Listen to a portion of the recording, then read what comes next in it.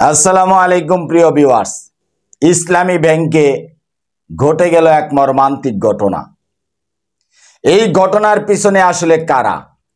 দেখেন, ইসলামী ব্যাংকের হেড অফিসের সামনে আজকে গুলাগুলি হয়েছে। ইসলামী ব্যাংকের 5 জন কর্মকর্তা তারা গুলিবিদ্ধ হয়েছেন।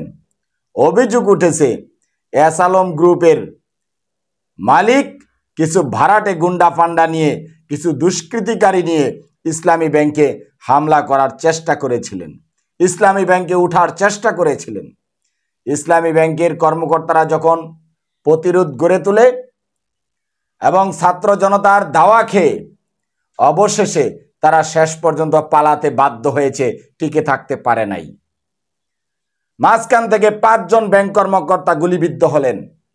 এই গুলিগুলো, এই অস্ত্রগুলো এখনো সেই আওয়ামী গুন্ডা বাহিনীদের হাতে রয়েছে।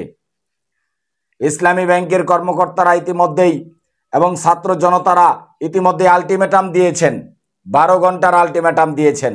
12 ঘন্টার মধ্যে যদি সিসিটিভি ফুটেজ দেখে এই দুষ্কৃতকারীদের, এই গুন্ডা বাহিনীদের যারা গুলি চালিয়েছে তাদেরকে যদি আইনের আওতায় না আনা হয়, তাহলে তাদেরকে দেশের ছাত্র জনতা তাদের বাড়ি থেকে ধরে এনে তারাই তাদের আইনের ব্যবস্থা এবং তাদের শাস্তির ব্যবস্থা ছাত্র জনতাই করবে।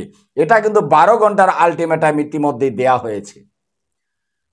2017 সাল থেকে অবৈধভাবে এস আলম গ্রুপের মালিক ইসলামী ব্যাংকটা দখল করে রেখেছিলেন। আজকে ইসলামী ব্যাংক রাজাকার মুক্ত হয়েছে। এই ছাত্র জনতার আন্দোলনের বিজয়ের মধ্য দিয়ে ইসলামী ব্যাংক তার প্রাণ ফিরে পেয়েছে।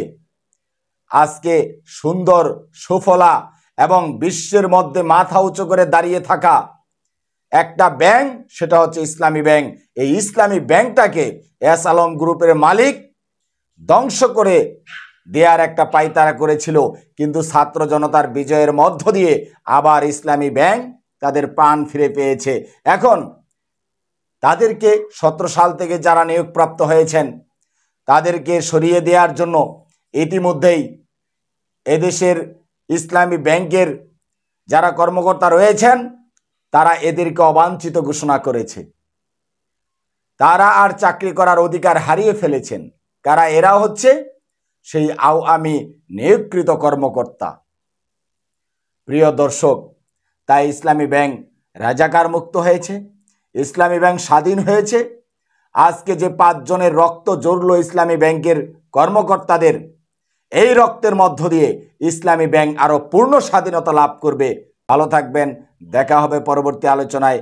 আসসালামু আলাইকুম ওয়া রাহমাতুল্লাহ।